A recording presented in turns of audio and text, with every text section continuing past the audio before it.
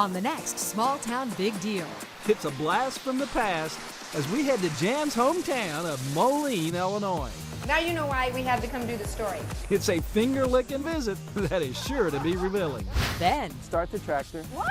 Start Already? I'm going to get to teach you to drive a Yeah, tractor. you're going to have to teach me. You better hang on. I've already got it. and then, Jan shows me her A game. Yeah!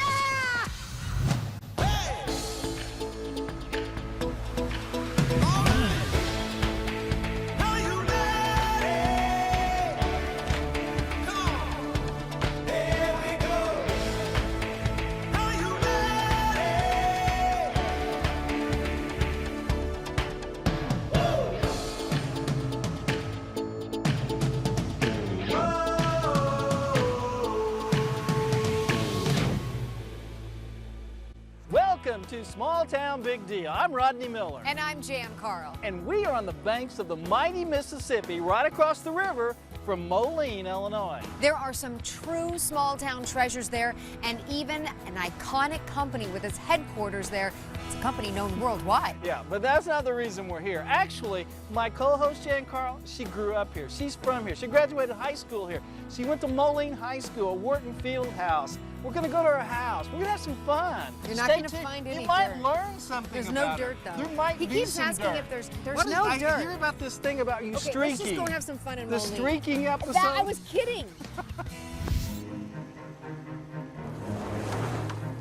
it's always good to come back home. And for me, that means Moline, located about 165 miles due west of Chicago and the largest of the Quad Cities. Its name is French for City of Mills. But what really put this one-time mill town on the map And brought my family and me here as well. can be summed up in just two words. Highly recognizable words. John Deere.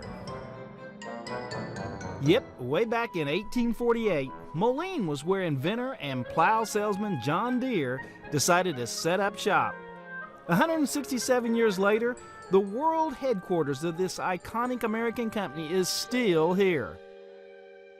You know, no trip home would be complete for Jan without stopping at one of her favorite places. And it truly is a landmark here in Moline, and she couldn't wait to show it off. Safe to say, we felt like a couple of kids in a candy store. Walking through the doors of Lago Marcino's confectionery is like stepping back in time. With its original handcrafted mahogany booths, glass cases of homemade candy, and a turn-of-the-century soda fountain, it's just like it was in 1908 when Italian immigrants Angelo and Luigia Lago Marcino first opened their shop. Grilled ham and cheese. Today, well more than 100 years later, the fourth generation of the Lago Marcino family is hard at work, keeping this timeless classic going strong. Beth, what makes you the most proud of this place? Okay. We're something that doesn't change in a very fast-paced society, and I think people need that, and I think they treasure that. Beth and her 5 siblings all worked at the shop when they were kids, and years later, 3 of them would take over the business from their parents, Tom and Betsy. So Tom, you have a PhD degree, and you come back here now to run this. Why did you do that? I've been asked that many times, and people thought I fell out of a tree and landed on my head when I said, I'm going to drop all this stuff and I'm going to come back here. And within 2 weeks, it's like a good set of shoes. It just felt right. And 3 generations of my family, including my mom, Beverly, and my daughter, Catherine, just like me, have enjoyed every bite. From their famous hot fudge to the ice cream sundaes to every last piece of hand-dipped chocolate, each delectable morsel is made from scratch right here. I wanted there to be spillage. We got to be real-life Oompa Loompas for the day. That looks really good. Hurry up, Rodney. And in no time flat, we were up to our elbows in raspberry creams, Yep, that's it. peanut butter meltaways, What should I do with that? Eat it. and salted caramel squares. Oh! Did you see that? You know how Forrest Gump said, life is like a box of chocolates? You never know what you're going to get? Well, it turns out that chocolate makers have been using a secret to mark each piece for years. So you're using this like you would an inkwell. Tom showed us the ABCs of stringing. And now let's say that the next ones are cherry. I'm going to put a C on there for cherry. That's awesome. And then we'll do raspberry, Oh yeah, how do you do the R? just like that. But if stringing is high art, then making one of Lago's football-sized candy-filled Easter eggs takes top honors for getting down and dirty. Yep, just stick your hand right in there. for it, I always got in trouble for this my whole life, and now I'm being told to do it. Just go for it. I could so get used to this. Oh my gosh. Then you just pull. Wow. That's probably good. Oh my gosh. My mom has been ordering these ginormous eggs for me, my brother, and now my children for years.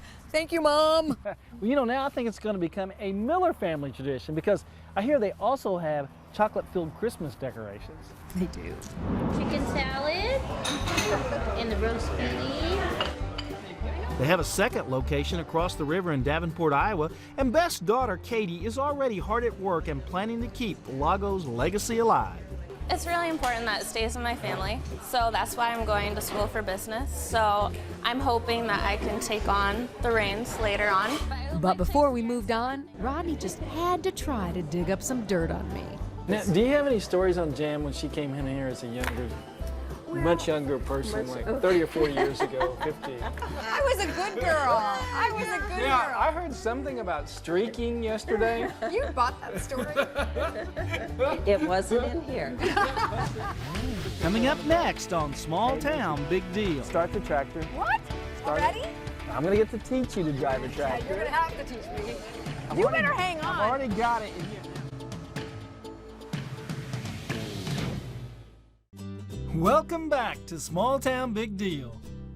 We're in Benton, Illinois, population 7,099, and the big deal around here, at least to me, is that it's Rodney's hometown. Well, but the big deal today is a memorial tractor drive, and Jan, you and I are going to drive in it. That's if we ever get there, because every time we take a step, it's like, Rodney, we went to high school. Hey, Coach How Rodney. it is when it's your hometown, you know, people just want to say hi. So you never know who we're going to run into, and you never know where we're going to end up on memory lane.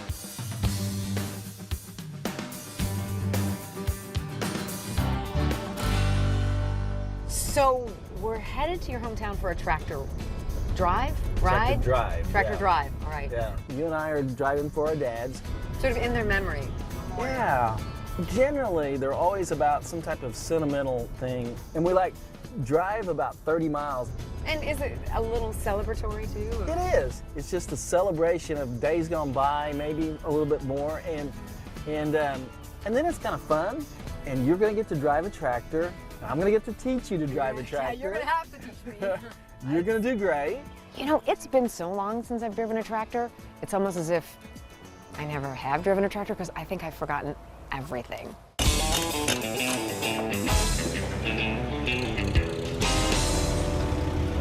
It's a beautiful Saturday. We're getting ready to go, and I think Jan's really excited about going. Start the tractor. What? Start it. Already?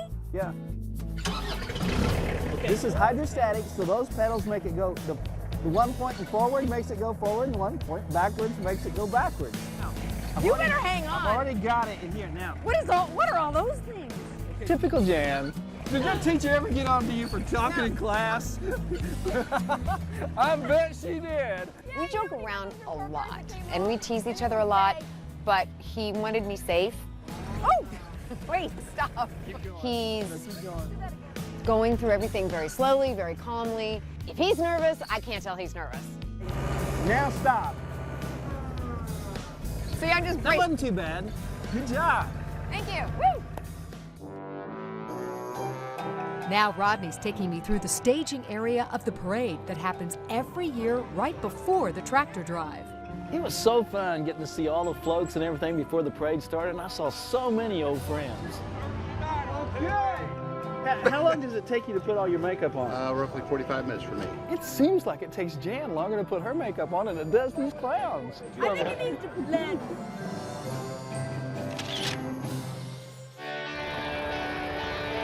Here we go.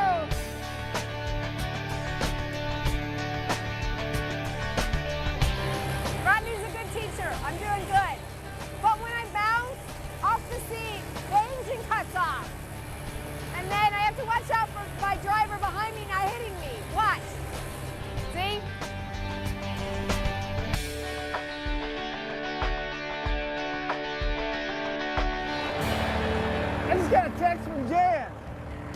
she's having a blast. But why is she driving and texting? I don't even know how many tractors are in this drive, but it just seemed to stretch on forever. We're just like snaking our way through the country, just tractor after tractor after tractor. It brings families and friends together. That's my nephew Jerry and his 2 boys. And there's my brother Paul. That's Bill Neal, one of my dad's best friends on his Alice Chalmer. He's 90. I hope I'm still able to ride a tractor when I'm that age. Yeah, I think Jan was getting a little cocky trying to pass me on a tractor ride. It was great because he got boxed in by the person in front of him. But despite the fun moments, today is really about riding in memory of our dads. You know, as I drive these same roads that my dad drove a lot, I was really reminded of all the times he's probably drove up and down these roads on an old tractor, not nearly as nice as this one. I'm so thankful to have had a dad like I have. And everything about farming in rural America and the land, corn growing and small towns, that's all a big deal to me because that reminds me of my dad. Growing up, my father worked in the tractor industry. On the weekends when I would go to work with my dad once in a while and my brother, he'd go to his desk and work, and we'd climb all over the tractors in the showroom. It was so much fun. To this day, when I smell new tires, you know, I just think about my dad and getting to do that. Halfway through, we just stop and take a little break. Everybody parks, gets a little something to eat. Since this is all about remembering our dads, it only made sense that we kind of got a little sentimental and started telling stories to each other about them. What's your favorite memory of your dad? Every Saturday morning, we got up and we went to the local feed mill to get food. And I just loved going there and smelling the molasses and the feed and how sweet it was. My favorite memory of my dad is 4th of July because I love fireworks. He loved fireworks. My mom and dad had a fireworks stand on Old 40 Highway in Missouri. And I miss my dad. He was the most honest man I've ever known. Hardworking, pretty stoic, but just a great guy. You know, I think even though I didn't get to know your dad and you didn't get to know mine, I think we had very similar dads. Sounds like it.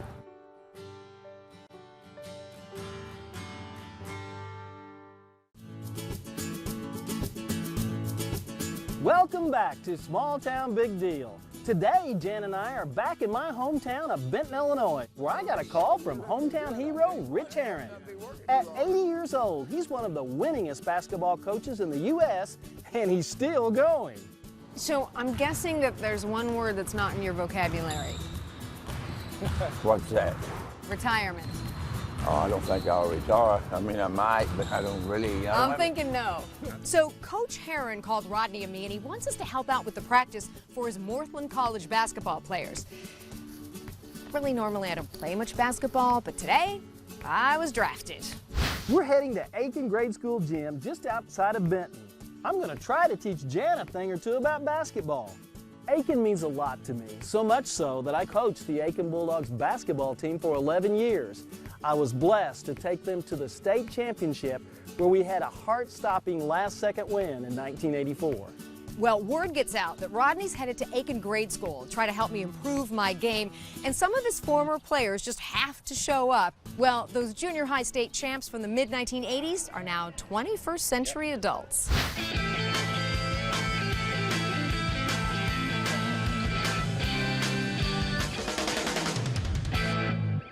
The minute Rodney sees his old team, boom, he is right back into coaching mode. One's on the line. And you know what? These guys had some pretty nice things to say about how Coach Miller impacted their lives. He had a way of making us feel like we could beat anybody, even when we probably weren't supposed to. We felt like we could. For a kid who started off with chronic bronchitis and couldn't breathe half the time that he was running, one thing I did learn off of that was we don't quit. And our team that year, we didn't quit. Jen, this is definitely one of the star players because he hit the winning shot in the state championship game with 5 seconds to go, and he hit the winning shot in the semifinal game. So That had to make you feel really good, Mike. Yeah. Around here, everyone remembers that. Everyone remembers me of that. I mean, that's basically it. I mean, it was like we were like stars at the time. What was he like as a coach? Intense. I mean, intense. We ran, and that's how we beat everybody. We ran circles around them. We could run all day because we ran all day in practice. There's Mike. Sam, you must be in here somewhere. Nice smile, man. Walking through the halls with these guys is like stepping back in time. But I think it's good motivation to bring out Jan's A game. You're gonna push it with this hand, okay, and wave bye to it. That was really good. Wait, I heard a swish. Be patient, Jan. You'll get it. Bend your knees. You sure that's the center? Yeah, bend your knees. I tried it 1, 2, 3 times his way. Now it's time for the Jan Carl method. Yeah! Now that would be the Jan Carl method. That would actually be lucky. Now let's try to play a little D. I'm gonna watch you low so I don't take a head fake. Okay, well, do that thing again, because you kind of look like a gorilla when you do that. Oh, Jan. Okay, you can't dribble with 2 hands. You have to dribble with 1. I knew that. I think he's fouling It's me. not a foul. Ouch. Okay, now you play defense on me. Get your legs wide apart and then... Did he just dribble that ball between my legs? That's pretty good. Gee! Yay! You know, I'm feeling pretty good about this. I think she's ready. I hope. Now the moment of truth. It's time to face the men of Mortland. Okay, it's Mortland against Small Town Big Deal.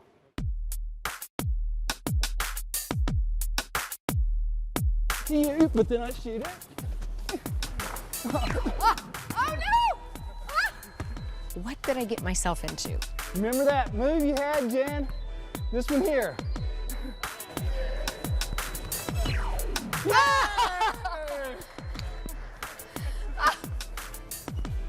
Nice pass.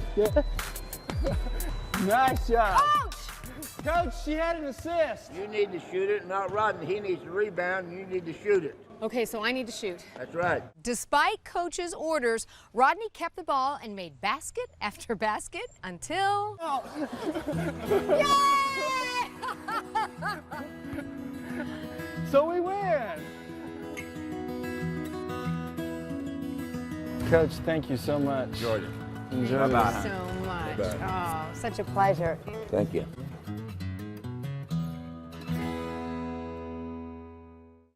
Welcome back to Small Town Big Deal. We hope you've enjoyed this episode of Small Town Big Deal. You know, Rodney's still teasing me that in my hometown trip, it's all about sugar. It's about Lago Morsino's chocolate, but when it's good, it's good. And it was good. Yeah. And then to go to my hometown and see all my friends from the past, and especially my basketball friends, and especially Coach Aaron. He means so much to me. I mean, it's like a second father to me. Yeah, he told a few stories to me. Share it with me later. There's a lot to be told there. I'm Rodney Miller. I'm Jan Carl. Join us again next week when once again we celebrate the great stories from across America. Oh. Oh. Oh, nice job. Okay, shoot. Oh. We got the ball, and I kept defending him, and he goes, "You're on offense. Now you have the ball." It's safe to say we got to be real life Oompa Loompas. In no time at all, we were up to our elbows in route whatever. I'm not gonna let you say that.